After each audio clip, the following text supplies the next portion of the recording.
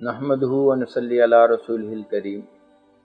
آج ہم اس نقطہ پر گفتگو کریں گے کہ بھی روزے کا کوئی جسمانی فائدہ بھی ہوتا ہے کہ نہیں رکھنے کا۔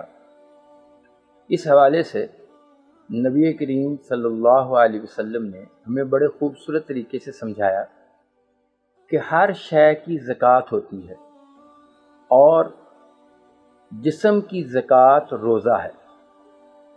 یعنی نبی کریم صلی اللہ علیہ وسلم نے ہمیں بتلایا کہ دنیا کی کوئی بھی شے ایسی نہیں ہے جس کی زکوٰۃ نہیں ہے۔ یہ ایک مستقل موضوع ہے، انشاءاللہ پھر ہم اس پر کسی وقت میں بات کریں گے، مگر آج ہمارا مقصد یہ ہے دوسرے جملے پر کہ نبی کریم صلی اللہ علیہ وسلم نے فرمایا کہ جسم کی زکوٰۃ جو ہے وہ روزہ ہے، یعنی بدن کی زکوٰۃ جو ہے وہ روزہ ہے۔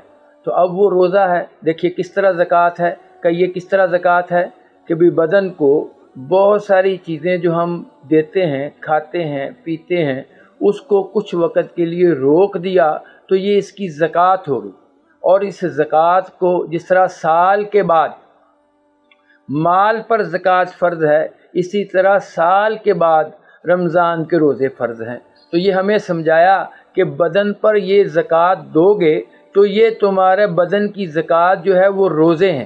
تو اب بتائیے اس زکوٰۃ کو ادا کرنے سے کیا فائدہ ہوگا؟ مال کی زکوٰۃ ادا کرنے سے تو انسان کو پڑتا ہے کہ اس کے مال میں برکت آتی ہے، تو یہ بدن کی زکوٰۃ ادا کرنے سے اس کو کیا ملے گا؟ تو دوسری حدیث میں آتا ہے کہ نبی کریم صلی اللہ علیہ وسلم نے ارشاد فرمایا کہ روزے رکھو صحت پاؤ گے، یعنی روزہ رکھنے سے صحت پاؤ گے۔ اب دیکھیے اس زکوٰۃ ادا کرنے سے، بدن کی زکوٰۃ ادا کرنے سے، یعنی روزہ رکھنے سے اس کو کیا ملے گی؟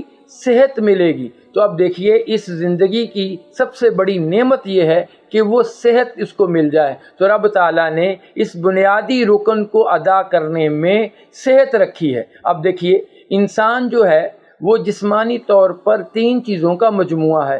ایک یہ ہے کہ اس کی ہڈیاں ہیں، اس کے بعد اس پر گوشت پوست ہے، اور اس کے بعد یہ جلد ہے، اس کے بعد یہ ظاہری وجود ہے۔ تو حدیث میں آتا ہے کہ بھئی اس کو جو صحت ملے گی، تیسری حدیث میں اس کی وضاحت آتی ہے کہ بھئی اس کو صحت کیا ملے گی، کہ روزہ رکھنے سے حدیث میں آتا ہے اس کی ہڈیاں مضبوط ہوں گی۔ تو جس شخص کی ہڈیاں مضبوط ہوں گی وہ صحت مند رہے گا۔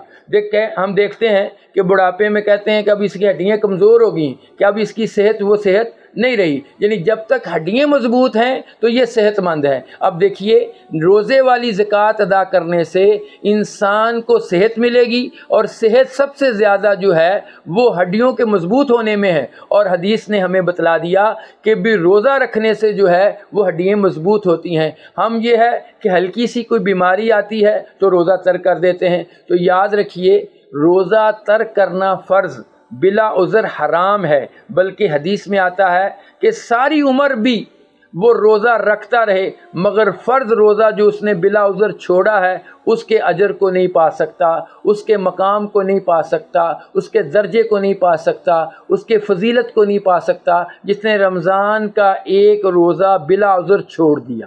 تو اب دیکھیے کہ اس روزے سے صحت ملتی ہے۔ تو میں عرض کر رہا تھا کہ مسلمان طبیب جب تک یہ نہ کہے کہ بے اس حالت میں اگر آپ روزہ رکھیں گے تو آپ کو نقصان پہنچے گا، آپ کی بیماری بڑھے گی، اس وقت تک روزہ چھوڑنا جائز نہیں ہے۔ بلکہ عام چھوٹی موٹی بیماریاں جو ہیں وہ روزہ رکھنے سے ان سے شفا مل جائے گی، کیونکہ نبی نے بتلا دیا کہ اس جسم کی زکوٰۃ ادا کرنے سے صحت ملے گی، اور صحت بھی کس شکل میں کہ ہڈیاں مضبوط ہو جائیں گی۔ اللہ مجھے آپ کو اس رمضان میں کوئی روزہ بھی اللہ تعالیٰ ہمیں چھوڑنے کی توفیق نہ دے، بلکہ بڑی ہمت کے ساتھ اور اتنی طاقت دے کہ ہم سارے کے سارے رمضان کے روزے رکھ سکیں۔ آمین۔